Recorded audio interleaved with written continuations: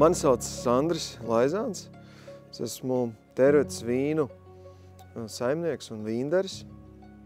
Mēs kopā ar manu sievu esam viens no daudzajām mazās Latvijas vīndarītavas saimniekiem un dzīvojam laukos, audzinam mūsu bērnus un daram to, kas mums ļoti patīk. Tad mēs saimniekojam.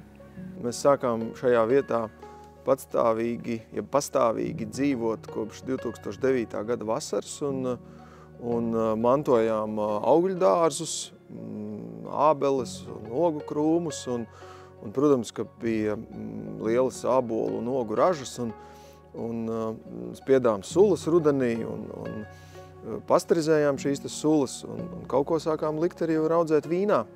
Mēs oficiāli nodibinājām uzņēmumu 2014. Gada maijā.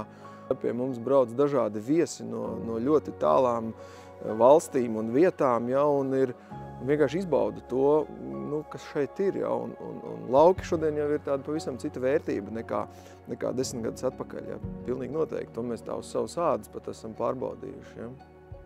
Tad es sapratu, ka man ir jābrauc kaut kur pamācīties. Un tā es 2018. gadā pirmo reizi aizbraucu uz Austriju. Nokļuvu uzreiz, jāsaka, divās tādās pilnīgi atšķirīgās vīnu darītavās, kur varēja mācīties gan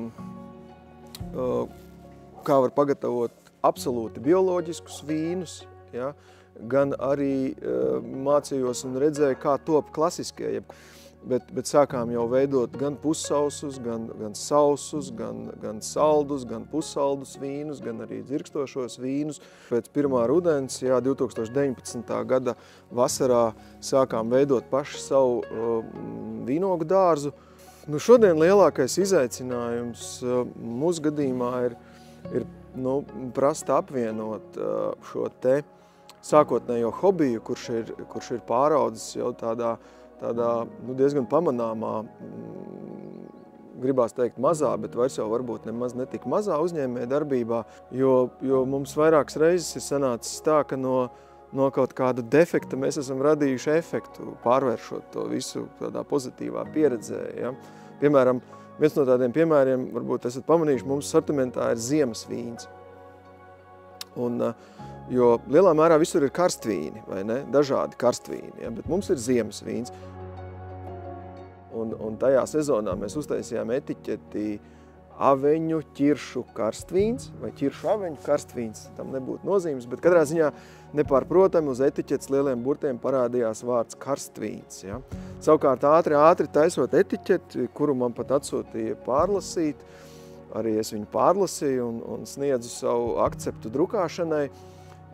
Kā jau bieži maketētājiem gadās, kad jaunās etiķetes tiek taisīts uz veco etiķešu bāzes.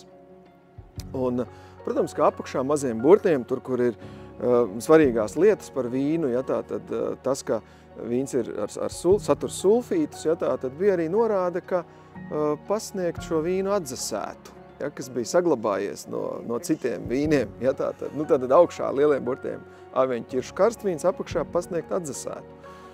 Un kas ir pārsteidzošākais, ka mēs saņēmām apmēram janvāra mēnesī, pārdodot jau es nezinu, cik daudz pudeļu, ļoti labs atsauksmes ar jautājumu, kur jūs redzējāt augstu karstvīnu, ja? vai tas kaut kur ir piedzīvots. Ja? Un tad mēs sākumā kas tad tā par lietu, nevar tā būt, beigās, pastieties uz etiķetes, izrādās, jā. Interesanti tas, ka ne tikai cilvēki to lasa, bet arī pēc tam tā rīkojās. Bet mēs katrā ziņā sapratām, ka tā ir ļoti laba pieredze, un nākošā ziemā mēs jau taisījām ziemas vīnu ar domu, kad gribat sildat, negribat dzerat vēsu, ja, tad viņš ir baudāms gan silts, gan augsts. Ja. Ticēt sev, izvirzīt augstus mērķus, mērķtiecīgi uz viņiem iet, lai nav tā, ka tikai šis mērķis paliek uz papīra. Un noteikti atrast kādu komandu, kas atbalsta. Jā, protams, jā, jo arī mūsu gadījumā šis ir komandas sporta veids, kā es saku, jā.